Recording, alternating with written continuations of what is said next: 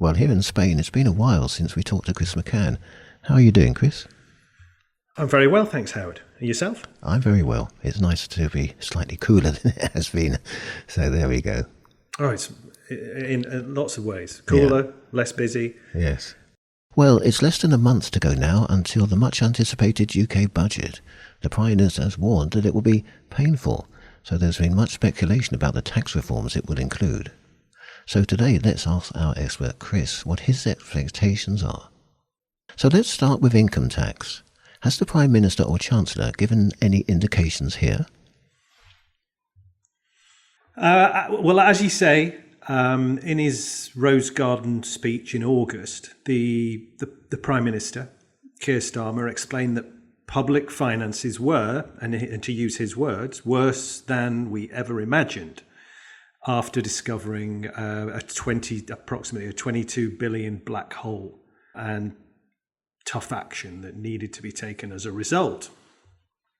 Regardless, in her speech to the Labour Party conference on I think it was the 23rd of September, Chancellor Rachel Reeves confirmed that the government will keep to the tax pledges it made in its election manifesto, meaning that it would not increase the basic, higher, or additional rates of income tax, national insurance, or VAT. What about capital gains tax? Okay, capital gains tax. Well, look, whilst private residence relief is expected to remain in place, keeping UK homes out of the tax net, one potential change that has long been rumoured in the British press would be to align capital gains tax rates with income tax rates. For some taxpayers, this would mean the higher rate jumps from 20% or 24% for property to 40% or even 45% in some cases.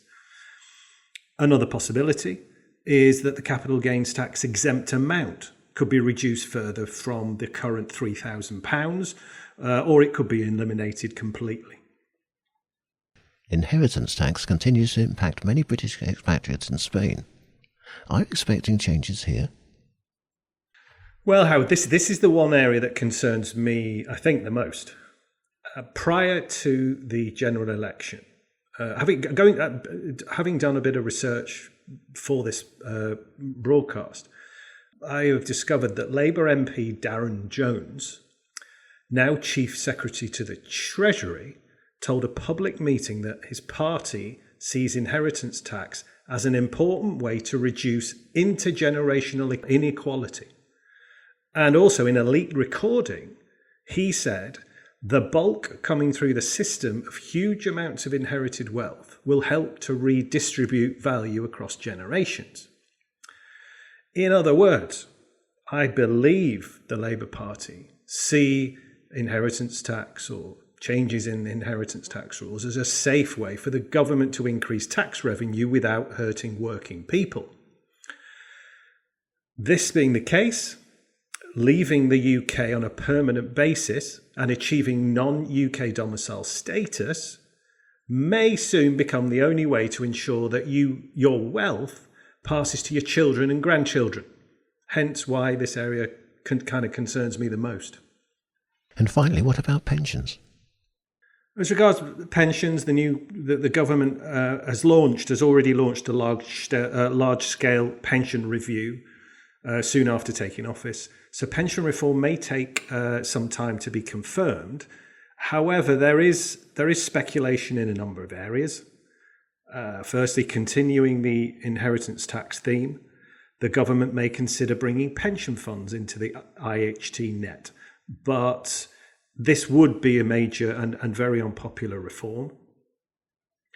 Whilst the government has said that it does not intend to remove or restrict tax-free cash on pensions, it still remains a possibility.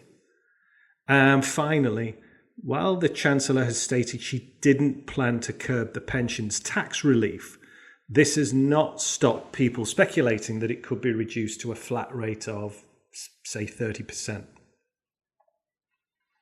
So, Chris, what is your advice for British expatriates in Spain?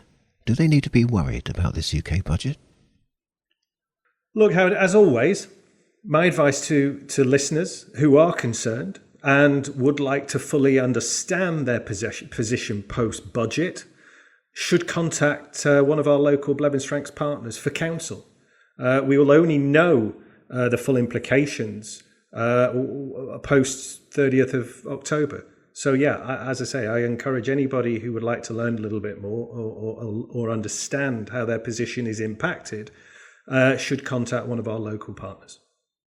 Well, Chris, I hear that Blevins Franks are holding seminars in Lavinwela and Salobreña. Can you tell me about them? Yeah, Howard, we're holding seminars. We're holding a seminar in Lavinwela on the 29th of October and in Salobreña on the 30th of October. And we'll be covering several topics in relation to growing, protecting and passing on your wealth, as well as speakers from Blevins Franks. There will be a guest speaker from one of our investment partners, Rathbone Asset Management, who will also be sharing their outlook for the investment markets. Now, if people would like to learn a little bit more about that, or also contact any of their local partners, as they may already be aware, they may visit our website, blevinsfranks.com. They will be able to get all the local contact details for all of our local partners, and they will be able to fill in a contact inquiry form if they would like further information. Somebody from Blevins Franks will be in touch to arrange the most appropriate next step. Excellent. And I believe next week we'll be discussing building and improving your investment portfolio. We will indeed. I look forward to it. Thank you very much. Thank you very much, Howard.